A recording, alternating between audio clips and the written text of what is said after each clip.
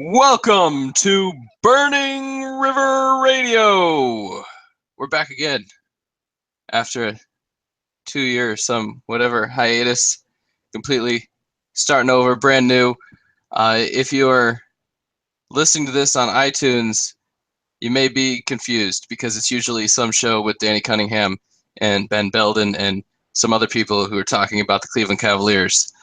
Well, I don't know anything about the Cavaliers, so we're not going to talk about the Cavaliers. We're going to talk about the Cleveland Indians because that's what we do over at Burning River Baseball.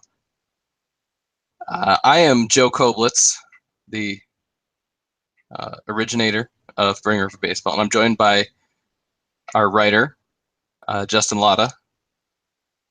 You can follow Justin at JL something or other. What is it, Justin? JL_baseball. Come on now. JL_baseball. I knew there was an underscore in there. That's what you can follow me at Burning River BB because it's fun, and of course read all our wonderful content on BurningRiverBaseball.com. Today, the second week of February, we are here to talk to you about spring training. It's the most wonderful time of the year, right? Just not in Ohio. Because you're actually down in Goodyear where it's warm, and there's actually going to be baseball players on a field on Sunday, and we're all going to be stuck here in snow. Although it's supposed to be 60 degrees tomorrow. You say that. I was actually there this morning. I spent all morning at Goodyear Ballpark, and there's lots of fun stuff going on. But one of the things I saw was Carlos Carrasco and a few other guys because they're already all down there. Yeah, everybody's here. The parking lot for the players' fields was completely full today. They were taking batting practice this morning. So I mean, they're all over the place. They've been here for weeks. Most of them. Some of them went up for Tribe Fest in Ohio. But in general, they've been working out. So pitchers and catchers is an arbitrary deadline that the players have to report by. It is not when they actually report. And almost all of them are here already. Oh, well, that's good news. I guess some guys are there for WBC. I saw some video of Carlos Santana today. He was looking pretty svelte. I haven't seen him yet, so that'll be interesting. I don't. Santana's such an interesting character because he's always he hasn't fit where, or he hasn't wanted to be where he fit best, which was always a DH. When he first came up as a catcher, he was the worst defensive catcher ever, and he should have been a DH. He was the Mike Piazza type, who just should have been a DH from the beginning. Then he was like, well, I don't want a DH, so put me at third base, and that was a mistake. Put me at first base. That was not a complete mistake, but not great. And now put me in the outfield. It's like he doesn't really fit anywhere except DH, but he's a great DH. I was kind of surprised by that, to be honest. I know it's kind of it's sort of a running joke on Twitter between a lot of people, and obviously he played 5-6 innings in game 5, and that kind of worked, or game 4. And he wasn't really any opportunities. Yeah. Now he's telling XM Radio that he's prepared to play more outfield this year. I'm not sure how I feel about that, especially since he's gonna spend 2-3 weeks with the World Baseball Classic, presumably not playing the outfield for them. Yeah, and first thing you gotta give credit to Matt Bretz. Because he's the one who began this whole thing 2 years ago, the whole Carlos Santana in the outfield. And I give him credit mostly because he's on the podcast that I host, their co-hosts are created, Do You Wahoo. He's a contestant on the next episode, so that's really exciting for me that he's going to be on that one again. So you have to give him credit for the whole Carlos Santana playing the outfield bit. But I will say last year when the Indians were playing the Nationals, there was a point when we were like, well, the Indians need to win this game. They're playing a tough team. At the time, nothing had been wrapped up yet. It was towards the end of the season, mid-late season. And the thought was, well, they need to win at least a few of these games. Why not put your best offense on the field? Why not put Carlos Santana in the outfield and Mike Napoli at first base? And then at least you've got your best guys in there, and if you have to take them out, you can take them out, but you can get them 3 at-bats first rather than getting him 1 at-bat late in the game. And they didn't do it. They didn't play him in the outfield at all. They waited until the World Series to play him in the outfield. And now my point would be, if you're going to play him in the outfield in the World Series again, let's say the Indians make it to the World Series, are you going to play Carlos Santana in the outfield? If the answer to that is not absolutely no, then he should get innings in spring training in the outfield, and he should get innings in the regular season in the outfield. Because what are you doing if you're putting you just want to like try something brand new in the World Series that you haven't done all year? That makes no sense at all. It didn't really make sense last year when they did it. It doesn't make any sense now. If you know, hey, there's a chance we may use Santana in the outfield, he needs to get innings in now. I mean, wouldn't it be great if he did it in spring training before he actually did it in a regular season game? Yeah, that's what I'm saying. Like, if you like, I mean, that's essentially what we were preseason last year. We were thinking the Indians could contend for the World Series, but we weren't thinking it as seriously as we were late in the season. When they were playing Washington, it was definitely a thought like they could be in the World Series this year, and that was part of the thinking, was get them into a less meaningful game. Spring training games are the least meaningful games possible. I would say they're less meaningful than the World Baseball Classic, although it may be debatable. Although I think he's going to play first base for the Dominican Republic, so they may want him to stay there where he's most valuable to his team. But essentially, I'd rather have him play these meaningless games in the outfield, at least get to know what he's doing. I mean, Tyler Naquin's been playing the outfield for 10 years, and he still doesn't know what he's doing. This is a good point. I think we saw that, and I wonder how much of this too is dependent on Michael Brantley. I mean, is this like insurance, or are they thinking long term with this move? Well, I mean, I'm if you're, all for anything that keeps Tyler Naquin in AAA, to be honest, but I'm first more thing, I forward think on they're Michael only Brantley. talking. I think they're only talking about National League games. I don't think there's any way that you could argue that the lineup is better with, say, Roberto Perez and Yan Gomes and not Lonnie Chisenhall. Like, I'm not seeing, or Brandon Guyer, essentially, if you want the right-handed side. If you have a left hand on the mound, I'd rather have whoever is catching that day, Guyer in right field, and then Encarnacion and Santana both playing. I wouldn't want to take out Guyer specifically so you could get Roberto Perez and Yan Gomes in the same lineup. That doesn't seem like a positive to me. So there's no reason why you would use this unless there is no Michael Brantley or it's an interleague game. Those are Yeah, the I only guess two that's a good situations that question. makes any sense. Who, if this does happen in the American League, I guess who DHs? I mean, that's assuming Brantley's probably, if it happens in the American League, that's assuming Brantley's probably out, and then who DHs? I mean, Michael Martinez. Yeah, that's what I'm saying. There's no reason to mess around with Santana in the outfield unless it's interleague play. That's essentially it. And because you're preparing for the World Series, that's why you want to eventually move him out there, right? As far as Brantley goes, I don't believe anything until I see him play at this point. Because I saw him hit last year and he hit fine in spring training. It was just the next day for him, yeah. He was hitting great. Both, and I watched him take batting practice for a while, and he hit great in batting practice. And then I watched him play in his first game, and he hit a home run. And even during the 11 games that he played, he hit really well. His numbers were really good for those 11 games. It's not that he doesn't have the ability. He has so much pain that he can't play through it.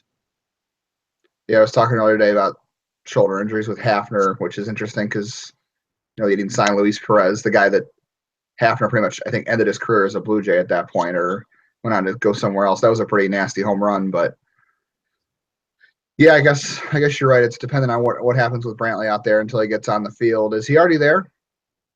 I haven't seen him. I don't know. I only saw a couple guys today. Today was the first day that I went down there, and I was more goofing off. I wasn't really watching practice or anything. I'll go down on Sunday. Practice, you can't be goofing off. So yeah, on Sunday it's official, so I'll go down and get some pictures and everything, and watch a little bit. Usually, because it's official pitchers and catchers report day on Sunday. In general, it's all the players inside signing paperwork and stuff. There's not a whole lot of stuff going on outside. It's PFP. Yeah, a couple days later they'll start that, and I love PFP. It's my favorite. A lot of people. I'll give hints if anyone's listening to this and coming to spring training.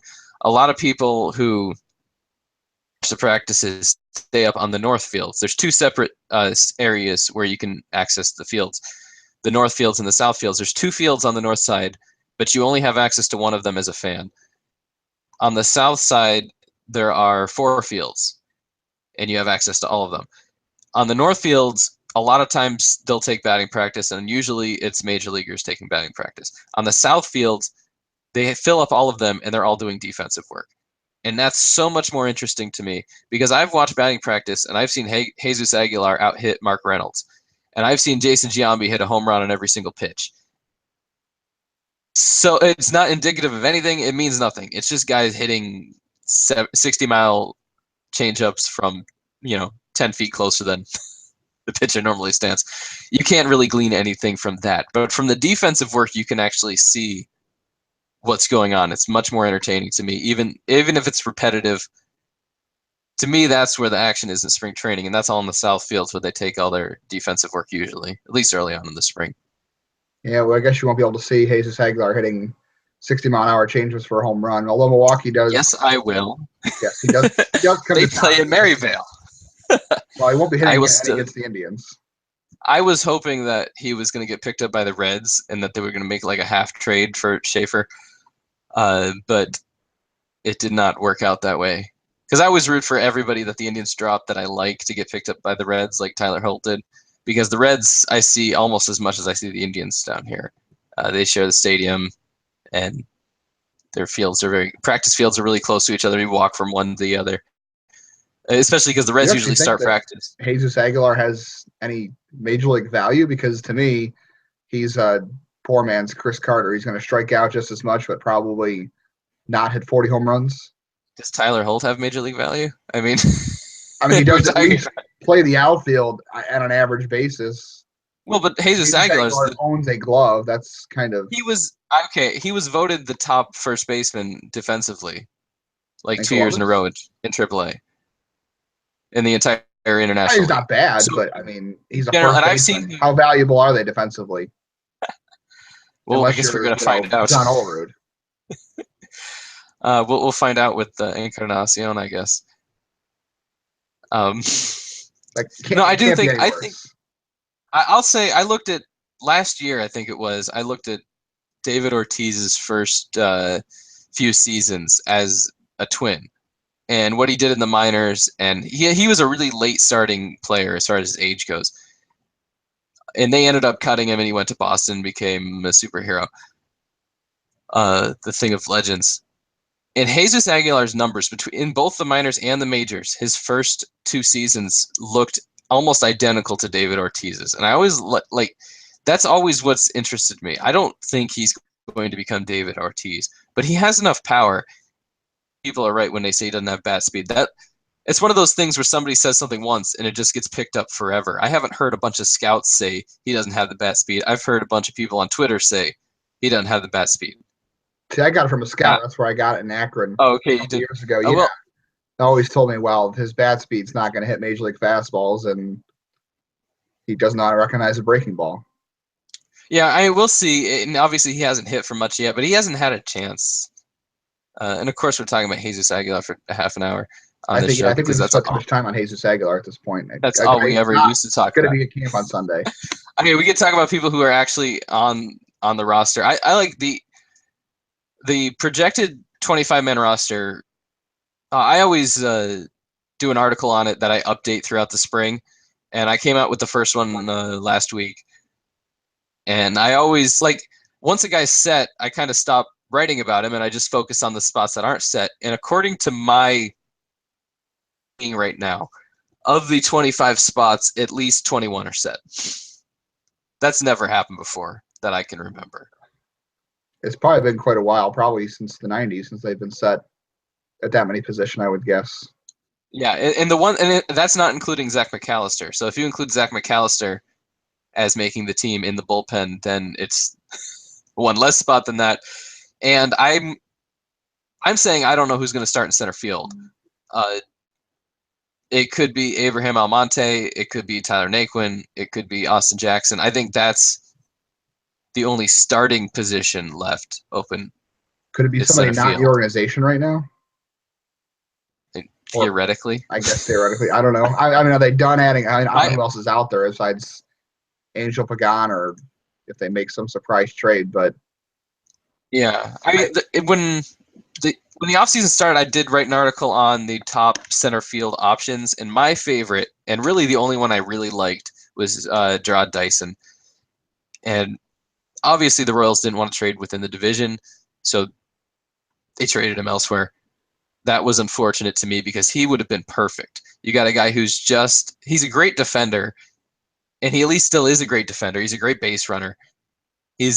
Not a great hitter. But when you get like Pagan, he's not a great hitter, but he's also not really a great defender anymore. Or a guy and like he's old Austin now. Jackson.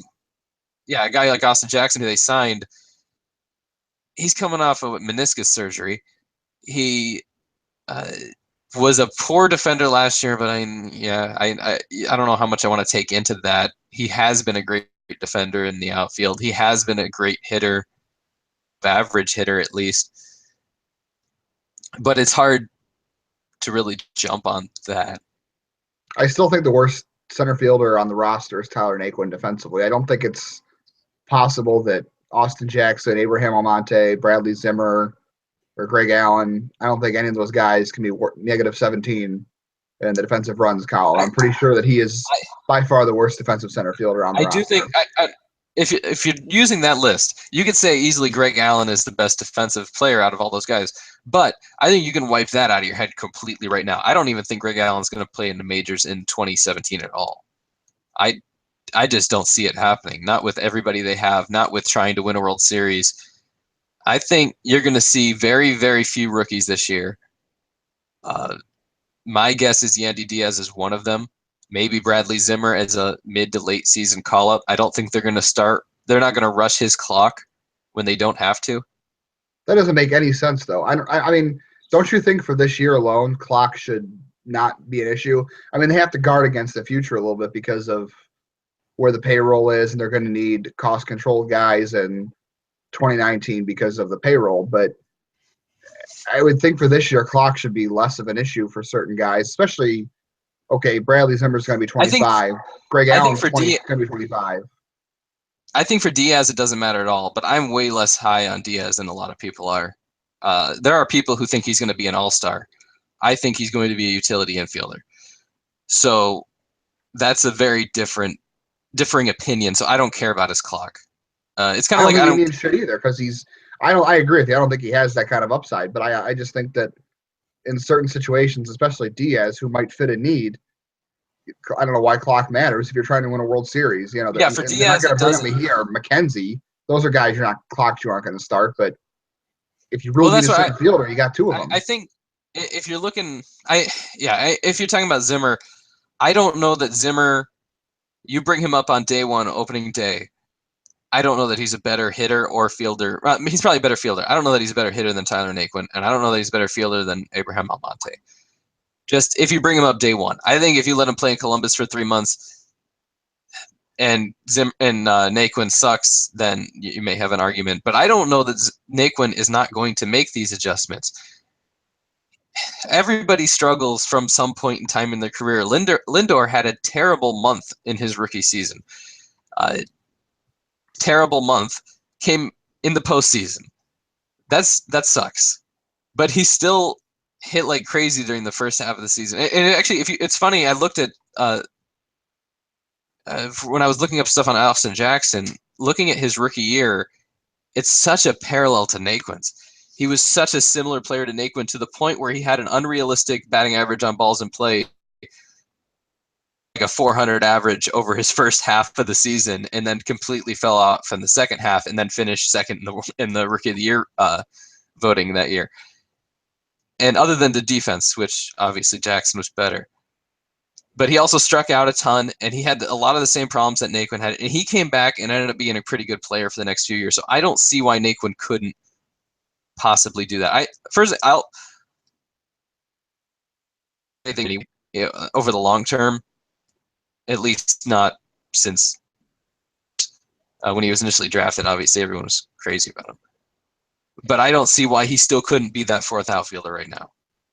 I still think he is a fourth outfielder. I think that's fine. I mean, the only thing I'll say different than Jackson is Jackson throughout his career has had value on the bases. I don't know. I don't have Naquin's stolen base numbers in front of me, but he didn't run at all last year, which is surprising because I think we know Naquin's got at least enough speed to steal 10 bases, and he didn't do that at all. I don't know if that was just not being able to read the pitchers, but I mean, I assume I would hope there's some improvement defensively and in certain areas, I guess. I mean, yeah, I don't think he'll be as bad as he was during his bad stretches last year. Obviously, he won't be as good as he was when he was hitting the ball over the ballpark and no one can get him out. And he had, a stretch of like 10 extra base hits in the span of 3 or 4 games. But if he can add some value on the bases and figure out that whole defensive center fielder thing, then yeah, he's got a lot of value. I'm not saying Bradley Zimmer is going to be better on April 3rd than Tyler Naquin, but at some point he's going to be. I don't know if that's this year or not, but I wish they would take a look at Zimmer and Allen in center field. I know they've got a lot of roster spots to shake out as far as, should Jackson play? Should Diaz play? Should it be Naquin? Should it be Almonte? And that doesn't leave a whole lot of time for Allen and Zimmer, but I wish they would take some time and get an idea of how ready they are if they're options for this year if the need arises. Yeah, I just don't think. I mean, Allen to me, and I really like Allen. I don't think he's an answer at all this year. I think this year. I mean, Cal Crockett is a favorite of mine. I loved him when he came. He pitched well every other year since. He's pitched well whenever they've given him a chance, and yeah, he had some injury issues last year. Well, every left-hander here. Right at the beginning of the offseason, if you said who's going to be the Indian man and are the Indians going to carry 2 left-handers, I say yes, they're going to carry 2, and it's going to be Crockett. Then they pick up Hobie Milner, and I'm like, well, okay, if they're going to pick up Hobie Milner, why would they waste the money picking up that guy? Why would they leave the spot open so they lose Anthony Santander? Why would they risk these things for this guy if they're not going to use him? So maybe the Loogie's going to be Hobie Milner, and they're just going to go with this guy who has no experience in AAA even. He's a double-A pitcher. And then they were like, no, we're going to sign Boone Logan. So all that's put to rest.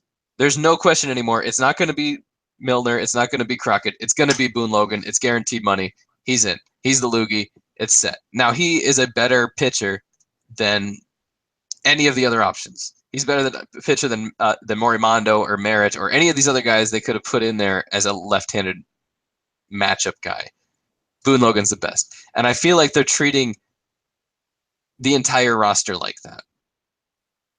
At every position where they can go with somebody who's moderately better than the next guy, they're going to go with that. And if they have an unknown like Zimmer or Allen, who's even more unknown, and a known like Almonte and Naquin, I think they're going to go with Almonte and Naquin over that. That's probably a fair point. Yeah, I guess that makes sense to go with the known, especially in a year like this. So I guess that makes the utility spot kind of awkward then because you're either counting on Michael Martinez or somebody who's unknown. I mean, unless they end up signing Chase Utley, which I don't think is going to happen. I don't see how that's going to help considering he's not really a utility guy. The only way that makes sense is if Ramirez is the utility guy and they have Diaz on the roster and then they have Utley somehow. But so it's either Martinez or it's Eric Gonzalez is an unknown and so is Diaz. So I really don't know how that utility spot shakes out. I don't think anybody wants to see the return of Michael Martinez, but I wouldn't be surprised.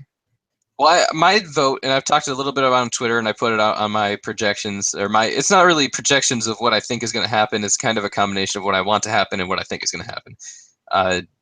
But I picked Giovanni Urshela because I would really like to see them use Ramirez in that utility role. I want him to play every day. I want him to play 155 games in the year. But I don't want him to play 155 games at third base. He is a good third baseman. He's a better second baseman. He's a slightly worse shortstop. But, he can play all over the place. Take advantage of that. You have such a great thing. Take advantage of that and get the best defender you have in the entire system, Urshela. I mean, best third baseman defender. Get him up there and let him play. He didn't play a single game last year in the majors. That was ridiculous to me. There was no reason for that, especially in September, for them not to use him at all. And they just shunned him all year. So Again, maybe this is another Aguilar situation where they're just never going to give him a chance. But I mean, if to he give would him, take a walk once in a while, or if he would I stop swinging at pitches that he can't put good wood on instead of stop making weak contact. I mean, his walk rate has been better as he's gotten older, but it's still at a very poor level. I know he doesn't strike out a lot, but and I don't know why putting him at third over Ramirez is that a huge upgrade. I mean, I don't have, like I said, I well, don't no, have the defensive numbers in he front of me, but wouldn't he wouldn't be the starter. That's not my point. My point is to have him be the utility man. Your starting lineup every day would be Encarnacion, Kipnis, Lindor, Ramirez. But every 6 days, when somebody needs a day off, I think you put Ursula in there at third, and you use Ramirez to give everybody on the field a day off. It doesn't matter who it is; he can give every single person on that field a day off. Then you don't have to worry about, except for the catcher, but they have two catchers, so it doesn't matter. But so they can move people around however they need to. I think that really simplifies things, especially since you're going to be carrying 5 outfielders. yeah, I'm pretty sure that's probably a foregone conclusion. I think in some form there'll be 5 outfielders. That makes things kind of a lot weirder with the utility spot.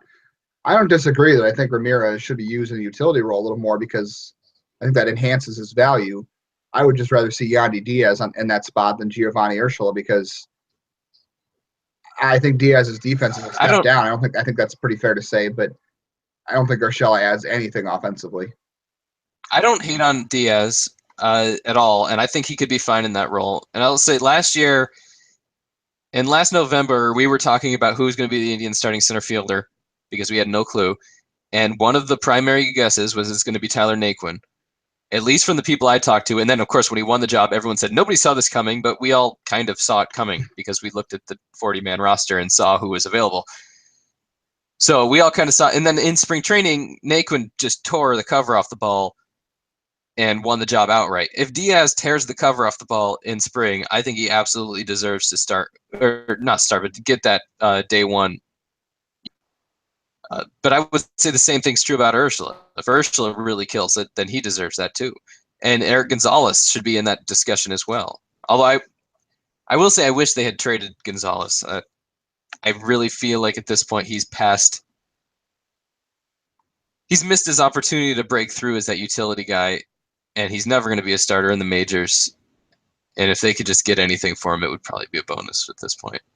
I think the problem is Gonzalez doesn't play outfield. Diaz does. We know Diaz can play third and a little bit of left, and Well, maybe he can Gonzalez play did play center. I have no outfield in the idea how major he. leagues. What? Gonzalez played outfield in the major leagues last year. He played right field for the For an inning, Indians. right? For Well, an a inning? couple times they put him out there in September. It didn't make any sense to me. It's like I've seen this guy play shortstop. He's pretty good. I've seen him play third base. I've seen him play second. I haven't seen him play first, but I've seen box scores where he was listed as the first baseman. And then all of a sudden, the real games come out in September, and he's out there in the outfield. But I guess Michael Maybe you don't Martinez. need another outfielder. If you're going to carry 5 outfielders, maybe you can carry Eric Gonzalez if he doesn't play the outfield because he's a great infielder. I don't think anybody would disagree. He's a pretty good infielder. Maybe you don't need Diaz because you don't need the extra outfielder. You need an extra infielder. Well, but Diaz can also play second base and third base, and Ramirez can play shortstop. So you still have all your positions covered. You have Santana and Encarnacion. There should not be a game this year that someone other than Santana and Encarnacion is not playing first base. If there is, then there's a major issue. Somebody got hurt or something, and there's a problem. So can we One of safely those say two, that's the end of Michael Martinez? I would hope so, but I hoped he was gone when they cut him last year and he came back. So we're not rid of him. We think that he could be He's in one of the camp. 25 guys that go north. Well, yeah, I mean, we're talking about that utility spot, which is really the last open spot. I'd say there's a roster battle between Tyler Naquin and Austin Jackson. I think Almonte is going to make it either way. I think McAllister's in either way. Honestly, I think Sean Armstrong is going to get that last bullpen spot, although you could say that's a battle, kind of technically. But I think that's his, unless they give it to like Joe Colon or something like that. So Percy really Garner. or Percy Gardner, the only open roster battle is that utility infield spot. I mean, a two-man competition isn't really an open roster battle between Naquin, Almonte, and Jackson for 2 spots. It's a game of musical chairs. the utility infielder spot is an open roster battle. There are a ton of guys in camp who want that. There's even guys like they've got Nelly Rodriguez and Chris Colabello in camp. These guys are not going to sniff a minute of playing time the entire season. Well, especially since Colabello was playing in Italy, playing for Italy the first 2 weeks. That was a mistake for him. I can't believe that. That's just so. But Ursula is too. Ursula's playing for Colombia. Ursula's playing in Colombia. So. Yeah. I mean, he's the only Colombian third baseman that I'm aware of. So maybe they didn't have an option. But. I'm going to go out a limb. I'm going to say, unless Austin Jackson's hurt or just looks like he's 40, I think he's going to be on the roster. I would be surprised if he's not. I think the only real competition is Almonte and Naquin, and they both have options. So it's not like one of them is banished to AAA. The interesting thing about that battle is that everyone, I mean, if you just look on paper, you see that Naquin's a left-hander and Almonte's a switch hitter, so they're a platoon bat, but they're not because they both can't hit left-handed pitching. So it doesn't really make any difference that he's a switch hitter when he can't hit lefties. Jackson is a right-hander, but he hits right-handed pitching better than he hits left-handed pitching. So it's not going to give you a platoon advantage there. So I think you have three very similar players fighting for two spots. So I think it is an open competition between the three of them, and we'll see if they choose to go with the veteran, if they decide to go with the hero from last year. I mean, after as poorly as he played in the postseason, his inside the park home run was still the pitcher from, it was still the video. It was the play of 2016. Yeah, saying Naquin to Columbus, I guess, would be kind of awkward to start the year. But if you're really dead set on bringing the best 25 forward, if Almonte makes that fit better than Naquin, you have to do it. Even though, in 10 years from now, you might look at Naquin's rookie year and it's awkward that he started the next year in AAA. But I guess it's not a problem. Like I said, I think Jackson's making it. I really do. I'd be surprised if he doesn't. I'm not going to fight that. It would be okay. I worry about Brantley too. If Brantley doesn't make the team, then obviously Jackson's pretty much a shoo-in. And then you may be looking at a situation where they could sneak in there somehow, and try to work on that issue. I guess who plays left field then? If Brantley doesn't make it, I would have left fielder Austin Jackson.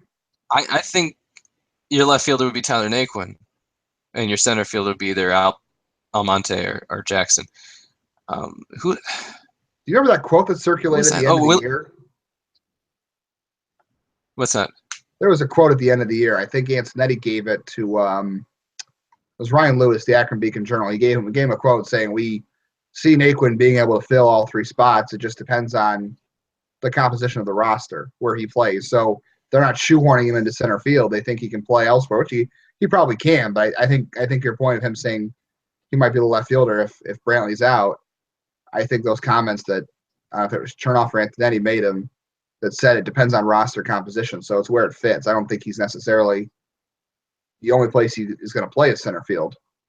Yeah, and I'm really interested in how the Indians evaluate people, because every idiot who has the internet and can look at Fangraphs can tell you that Tyler Naquin is a terrible outfielder. And any person who's watched him play defense in 3 games can tell you he's not a good center fielder. I don't understand how a team that values defense so much that they would draft essentially what they thought was a light-hitting shortstop who was the best defender ever, in the first round in Lindor. Why is the focus on defense center field, which is one of the most important positions, probably second or third most important defensive position on the field? Not matter. Why do you put him there? Why did you put Michael Bourne, Jay Davis? Like, why did you put these guys who are not that good at that position there and keep putting them there? Why do you put Michael Martinez there? He's an infielder, and you're throwing him in center field. Michael Vilas, yeah. I don't understand why there's such a we don't care about this position defensively at all. The weird thing is, I've seen every time I saw Naquin play in Akron, everyone said he's a good defensive center fielder. Like, that's one of his better qualities as I wouldn't say good. He was average. He was an average defensive center fielder with a good arm. But he wasn't even average at the major league level last year. Well, you want to make him look like a god. I watched him play. I didn't get to see Naquin much because he never played in Arizona, at least not when I was here. I don't think he ever played here. Get the rookie leagues. But he played in an extended spring game that I went to specifically because Nick Swisher was rehabbing in it, and I wanted to see how Swisher was doing. And there were multiple balls hit. He was playing center. Swisher was in right. There were multiple balls hit essentially right to Swisher that Naquin caught. They were in the air to right field. Nick caught them. There was one that went down the right field line, and he almost caught it from center field. Swisher was barely walking. He's out there, not moving. And Naquin was making all these plays. So I do think that he has it in him to do this stuff. And that's why I was completely shocked when he didn't play better at the major league level. Him make these wide-ranging plays. I have seen him in practice. I've seen him do these things, and then he can't do them in the majors. And even like the play he messed up in the World Series was not about talent. It was about field presence. It was about saying, I'm the center fielder. That's my ball. Let me catch it. That's what that play was about, where he messed up with Chisenhall and they let 20 runs score, or whatever it was. The moment got too big for him, yeah. My memory is foggy on it. But yeah, he was probably thinking in his head, Chisenhall's been here for 2 years in right field. He's been with the team for, 6 years. He knows what he's doing. I'm a rookie. Let Chisenhall get it. But he's the center fielder, so you have to think, I'm the center fielder. It's my ball. I'm going to get it. Because that's what everybody else is expecting of you. And he didn't get it, and obviously they end up losing. So I think that type of thing he'll get over, and he'll stop. He'll get over that pretty quickly. Especially if he plays left field. Then it really won't matter. I don't know. Playing off that left field wall is interesting, so I'm not sure he's ready for that. I mean, even Ramirez, who I think is a better athlete than Naquin, struggled with that. But he got it pretty quick, though. Yeah. His first couple of games, Ramirez was bad in the outfield, but he got it pretty quick. I will say the one thing I was funny on looking up information on Willie Mo Pena the other day. When he played left field in Boston, he was one of the worst outfielders in history. And to me, Boston, if you are an outfielder that has a good arm and terrible range, you want to play left field in Boston because you don't have to cover 20 feet and you're going to get those solid bounces straight off the monster and you can be pegging guys out at second. And he was awful. So the fact that if they ever think he's going to play a game again, which I don't think he's ever going to play a major league game again, how could he possibly break in the Indians lineup and pretend to play left field? Because that's the only way is, like, he was signed as Brantley Insurance, right? That's the only way it makes any sense. I think he was just signed because Edwin Encarnacion asked him to sign him, and that was part of the deal that brought in Encarnacion, signed a few of my buddies. That was the recommendation of Luis Perez, too. All right. I guess that you're paying him $20 million. You could pay a couple other guys a few thousand for meals so you cut them in 2 weeks. Hey, they want Columbus to, keep bringing in those Governor's Cups, so yeah. should help that cause. That's Mike's joke that I stole. The Governor's Cup? Well, no, that the whole purpose of the Indians franchise is to win as many Governor's Cups as possible. Maybe that's why they kept Jesus Aguilar down there so long. So. It is. That's why. I wish him so much luck. I wish him so much luck in Milwaukee. Although Nelly Rodriguez is there, and Nelly's a better hitter than Jesus. Yes, so, and then Bobby Bradley will eventually be better than both of them. Hopefully. I hope. He was so good in Arizona. That's a whole other episode, really. He didn't strike out like he did, like he does now. That worries me so much. Did he hit 235 at high A? Yeah, not just the batting average, but the strikeout rates of guys like him and Zimmer. And I saw Frazier play a lot, and I saw a lot of holes in Frazier's swing. And that made me not as sad when it's still sad that he was traded, but it's not as sad. He figured it out, though. He figured it out and cut down. And maybe these guys will, too. But did he? He didn't when I watched him play, so maybe he... Before he left Akron, he had to figure it out, I thought. Yeah, that was after I stopped watching him. Yeah. But I have a very limited window. Yeah. I don't want to get into prospects because I could sit here all night and yeah, we could do that, I guess. It is one of the best parts of spring, though, is the fact that you get to see everyone on the same field. And they take infield, and you've got Lindor and then Egon behind him, and then who knows behind him, It's a really Not George fun. Paulino. No, he was in left field. I did see Greg Allen play shortstop last year, though, in That's practice. in practice. In So practice. clearly defense means a lot at short, but not center field. That's your main point today. Is It was defense his means a own. lot at shortstop. It was his choice. They didn't put him there. He was just goofing off, and he booted them all. But it's okay. We still love him. Yes. What about Greg Allen in September as Terrence Gore? Yeah, absolutely. What about Terrence Gore as Terrence Gore? Is he still playing for Kansas City? Is he going to start this year? I don't know. I think so. Yeah, I think so. Terrence Gore is actually going to have at bats instead of being thrown out by Roberto Perez twice. We'll see. I think he's going to bunt a lot. But Kansas City likes that. Except for they got Jorge Soler and a bunch of other guys who strike out a lot. They got Brandon Moss. So they're going the other way on strikeouts. Yeah, we'll see. I think they're going to finish in third and cry. That's another good point. Is I don't know if you saw the Vegas projections came out today. No, I didn't see those. I usually get them in my email. I didn't. Vegas Sportsbook has the Indians winning 92 games, and I think the next closest was 82, 83. I'm going to take the over on that. Thinks division by 9 or 10 games. I think they're going to win by more than that. I would take the over. Buster only said take the over on that one. Yeah. I don't know. I have to reread that book about betting on baseball. By Pete Rose? No. yeah, by Pete Rose. I can't even remember what it was. It was I did a Burning River book club on it not that long ago. Anyway, Mike Ilitch died today. Unfortunately, yes. Bad things have happened it's unfortunate. Bad things have happened in the AL Central besides to the Indians. It's a tragedy when a 20-something-year-old dies in a car accident. When an ancient man who's been fighting off death for years, after selling his soul to Satan in like 2004, possibly before then, it's not quite a tragedy. I'm not gonna. Old people die. That's what they do. 87 is not a spring chicken, no. But I mean, it's still sad. I mean, no, but that's the whole point. My point on him is he fired Jim Leyland because Jim Leyland saw that they had a very top-heavy franchise with a ton of really expensive talent, and that if they wanted to compete again while Miguel Cabrera was still under his giant contract, they would have to completely rebuild, throw away a couple of years, and start over. And Ilitch was like, I'm going to die before then. We're not doing that.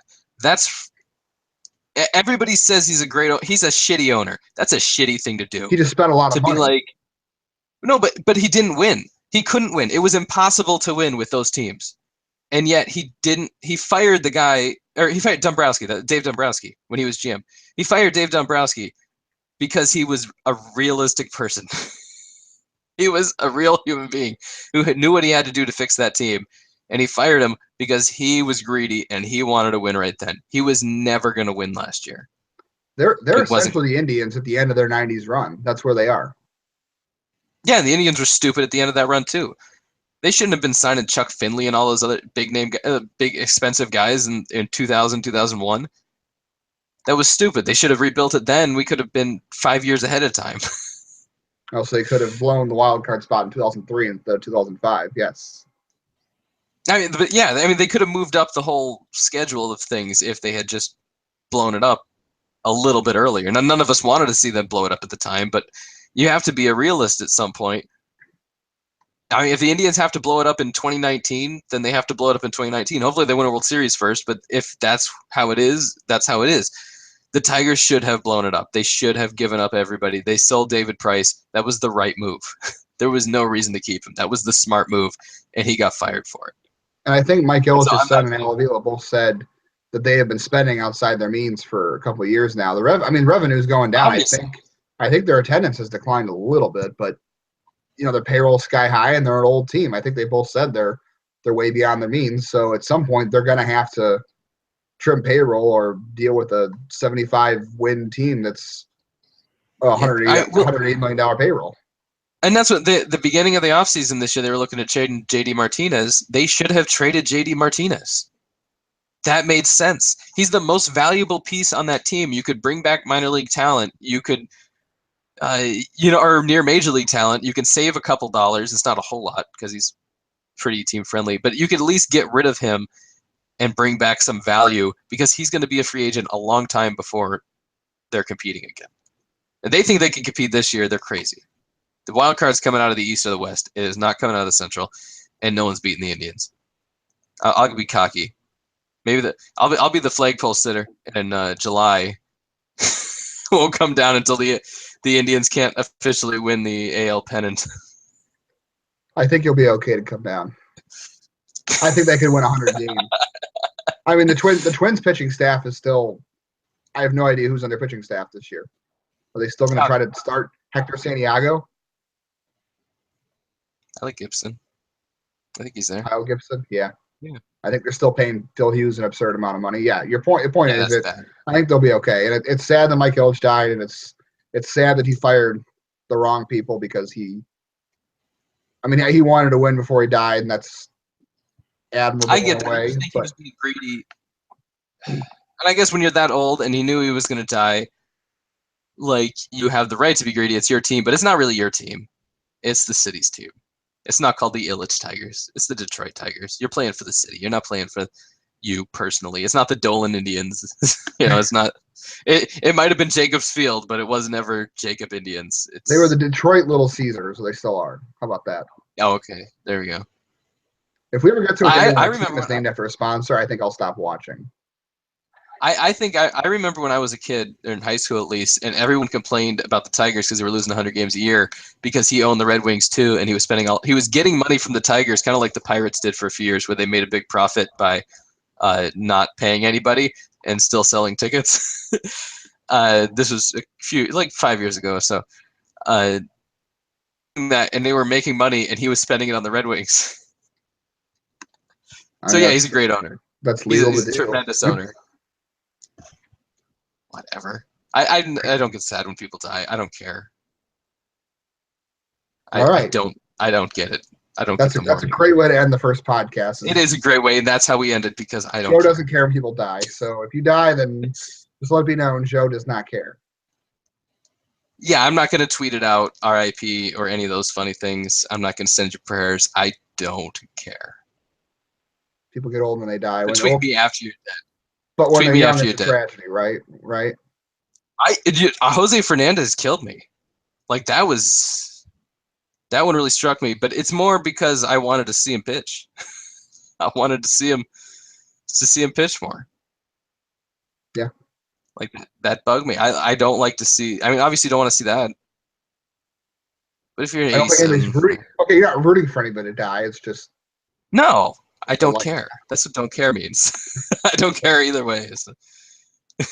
All right, I think that's a great note to end on, and we'll try to do this next week. That is good. With less morbid topics. How about that? I want more morbid topics. All right. Well, we can talk about Michael Brantley's shoulder next week, I'm sure. So that'll be nice and morbid. We'll talk about my shoulder. You got some PFP to take care of. Yes, I'll try to get some video of that and get it up on our YouTube so nobody can watch it. Okay. All right. Well, let's call the night.